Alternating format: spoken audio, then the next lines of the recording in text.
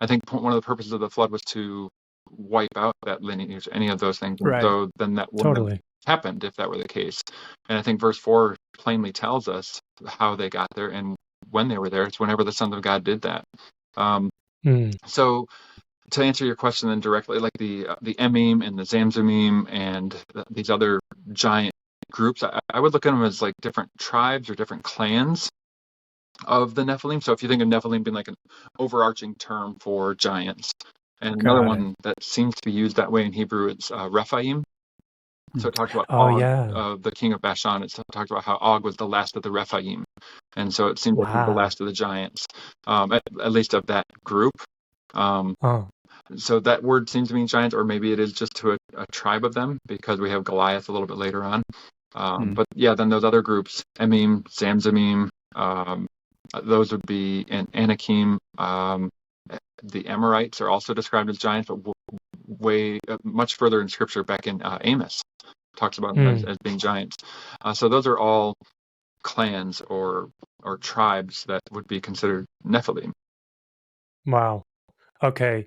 Yeah, this was. Have you read like Michael Heiser's work on this stuff, or Unseen Realm? Yep. Where he touches on a lot of this. Oh yeah. It wasn't until I read that book that I realized how much of the Old Testament revolves around this topic of like God dealing with the Nephilim and their offspring, and him trying to eviscerate that off the face of the earth, or at least protecting his chosen people, right? The Jews or the Israelites, from collaborating with, breeding with, getting manipulated by these I guess this like demonic spawn, you know? Yeah. Until that came into my life, like this perspective, so much stuff to me, at least personally in the Old Testament, just didn't really like make sense, you know?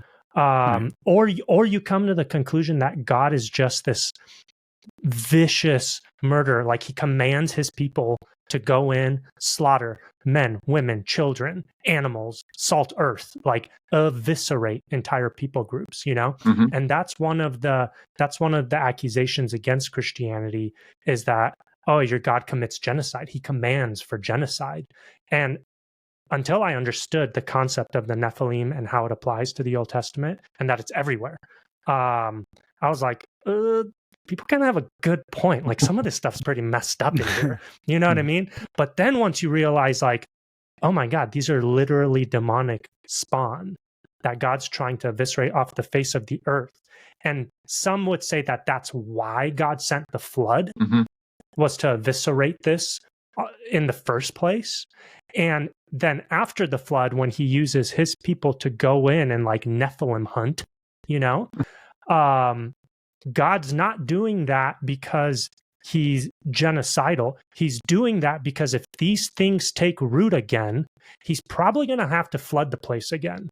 So it's like, oddly enough, it's like a means of grace that he goes in and just takes out certain tribes rather than let it run rampant and then have to do it all over again. You know what I mean? Send another flood or some other catastrophic event. Yeah, which he said he would never flood it again like that. So it'd be something different rather than something water. Else. Yeah.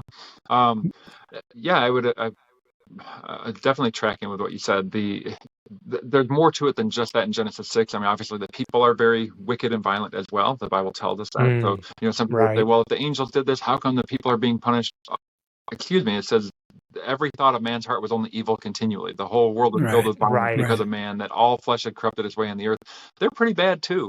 And so, but what you would have is if, and here's what a lot of people who hold this view think, if the reason the Nephilim are on the earth is if these fallen angels are attempting to corrupt this promised line. You know, in Genesis 3:15, God talks about how the seed of the woman would crush the seed of the serpent and would crush the serpent's head, I should say. And if that's going to happen, and it will or did, if Satan is aware of that and he's trying to stop that from happening, how can you have a seed of the woman? How can you have this promised line if suddenly all of the lineage is going to come from the fallen angels? They're trying to corrupt that line so that the Messiah can come. So then God floods the earth and starts over again. And then within a few generations, you get this sort of activity happening again, and it's in the land of Canaan where the Israelites are going to come back to. And Right.